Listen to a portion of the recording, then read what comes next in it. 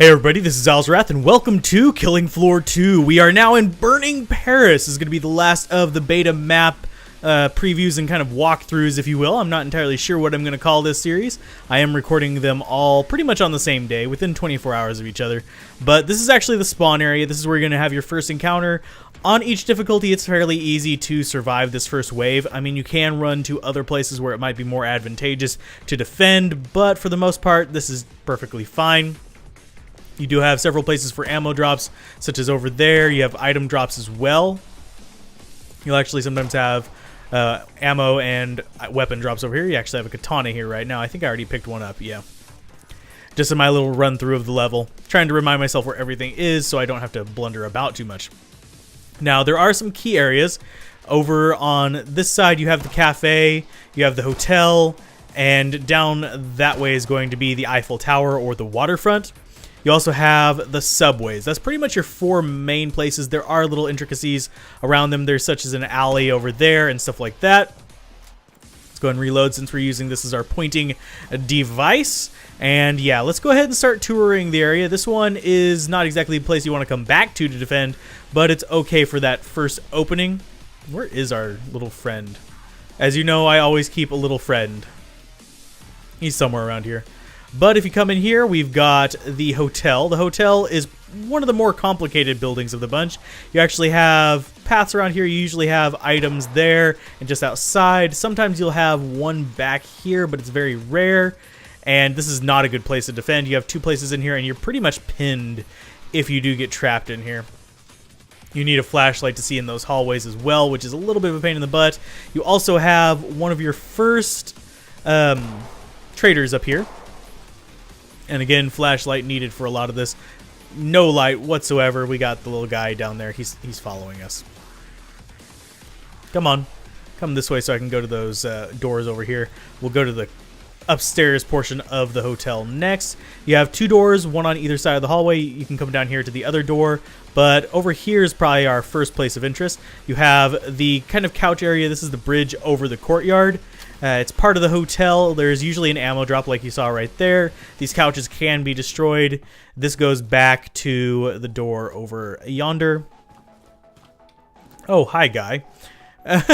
That's not where I was expecting you to be. You can blow out some of the windows, not all of them, but you can jump out of the ones that, well, are open, like this one down in the courtyard.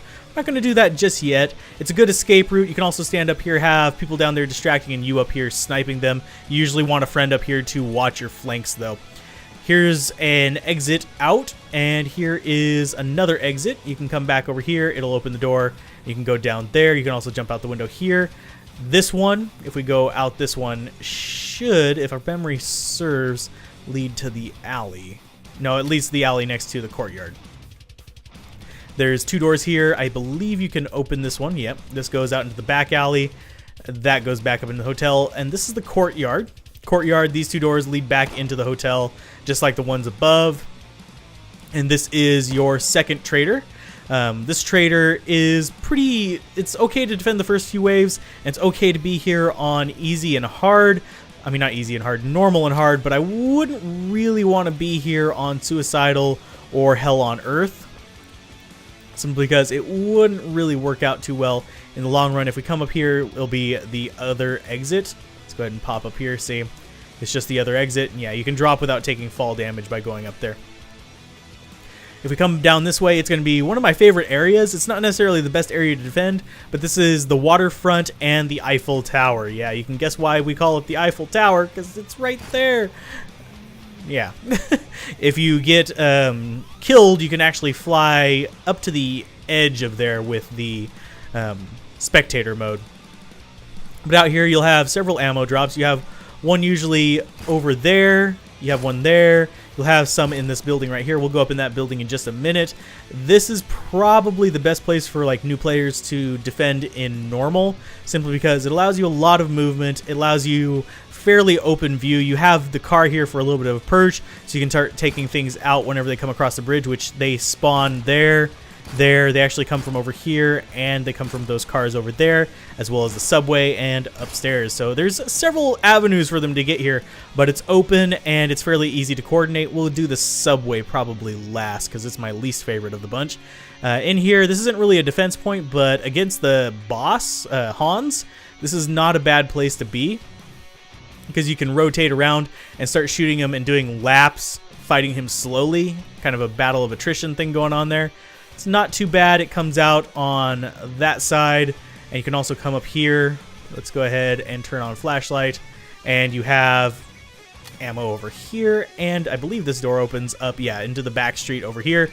Very rarely will you see someone over there.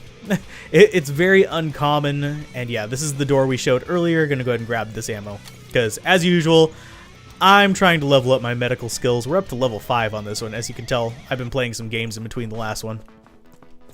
Up here is not very great to defend, but it's okay. It's pretty much a similar situation down there, but you have this huge thing blocking you. Yeah, you can't really do anything to it, unlike the glass blockage in the biotics lab. And this guy is getting very persistent. Let's go ahead and go to probably the better, like, harder difficulty place to store it. And also, by the way, I believe they can come up there. I know they can come up from the sewer in the center down there, but I'm not entirely sure about this one up here. I don't defend up here very often. At least not in that exact spot. Over here we have probably one of the better defense spots. You do have several avenues in, but like such as there, that doorway, that hallway, and this hallway. These two hallways generally have the most people coming from it. But if you come up here, this spot is pretty easy to defend. You generally want to be right here to minimize spawns in other areas, but you can shoot enemies that are coming in there, and you can have someone down here guarding those two tunnels and telling you whenever something's coming up. They can retreat back. There's also some ammo spawns there, and there's usually an item spawn, yeah, right there. In fact, we already have that weapon. If you come over to the cafe, you have some more weapon spawns. You do have another one of the traders. This is going to be the trader that's closest to spawn. You have several really close to spawn, though, so it's not really that bad. But this one is, yeah, you're going to encounter it eventually. You don't want to get stuck in here, though, because it's not really that flexible as far as your personal movement. It's just one of those things that doesn't really work super well. If you're relying on maneuverability, you have more magical chairs that have like very little, if any, weight to them as we kick them around. Yeah, magical chairs, bang. And let's see, we can go back up to this place through here rather than going through the doorway over there. I was going to show you the doorway. Up here is, I think they call it the office building usually. I'm trying to remember for sure, but this is that door that we just opened. Gonna have that guy hopping through the door. Let's get through this one. Here we have another trader. They're actually fairly close to each other, and this is a place that I've never defended. I wouldn't recommend it, honestly. It's not exactly that secure, but you can get some good shots off from up here. You just have to worry about things coming from down below and from over there. They don't really drop out of anywhere. I might try defending here one of these games. I haven't really thought about it that much, and that guy's gonna jump down on me. Let's go ahead and grab this. This is the downstairs area. This is where most of your ammo and stuff from the various areas is going to be. And yeah, it's not that bad. I'm sorry, I've actually played with double tap before. He doesn't know that I'm recording this though. So we'll try to make it quick, and I will go ahead and jump out this window and show you the subway. Gonna go ahead and take you down the stairs here. Down here in the subway, we will show off the worst place in this area to defend, mainly because I'll get you a little bit further in so you can see. Let's go ahead and switch to the pistol. Yeah, these you can shoot out. Yeah, it's not exactly a good thing. Let's go ahead and flashlight up. And yeah, you do have a limited flashlight. This is your last trader. It's not exactly going to be an ideal spot. You're going to have this trader being probably your least favorite. This guy's going to go ahead and spawn over there. You have so many exits out. You can see this is going to lead you up to the surface by the entrance area. You have enemies spawning in there. And this guy's going to grab me as I run by. Yep, nope, he's not going to. And you have them entering from over there. Just so many entrance points. It's really not worth it to really do anything with, and you have 3 exit points over here to get out. You generally want to head back out of here and go to the Eiffel Tower. The Eiffel Tower out there. Oh, he left. That's okay. But That's going to give you a general rundown of how this level works. You don't want to get stuck in here because grenades will also blow those up, which is pretty nasty. It's very hard to see what's coming if you go and knock out the lights. Let's go ahead and try to knock out that light down there. Can we hit it from here? No, we can't hit it very accurately. But it really kind of like sucks for you. Oh, we can't even break those. Okay. So it provides some passive light. And there's some lights that you just can't break. So you don't always go out of light, but it can be knocked out pretty nastily. So yeah, not my favorite place.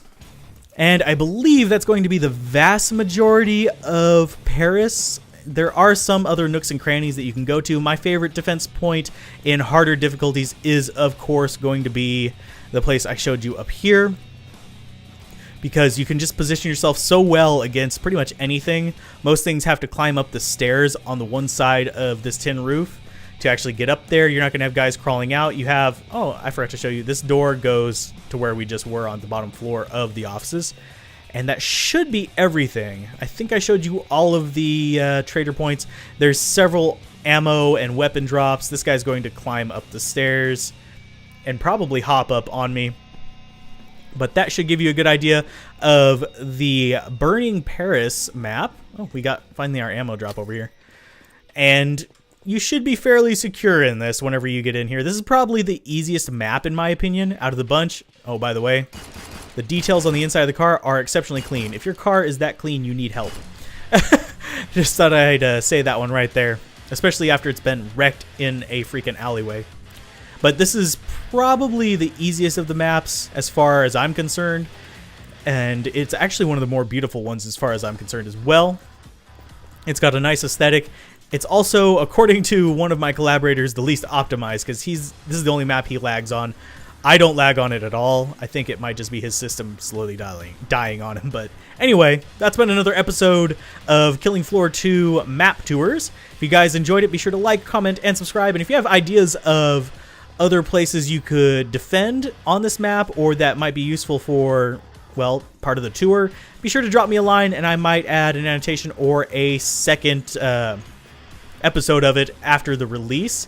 By the way, enemies spawn there, and yeah, it can get pretty ugly. But let's go ahead and kill this guy so this person can play, and I will see you guys next time on Killing Floor 2. Bye.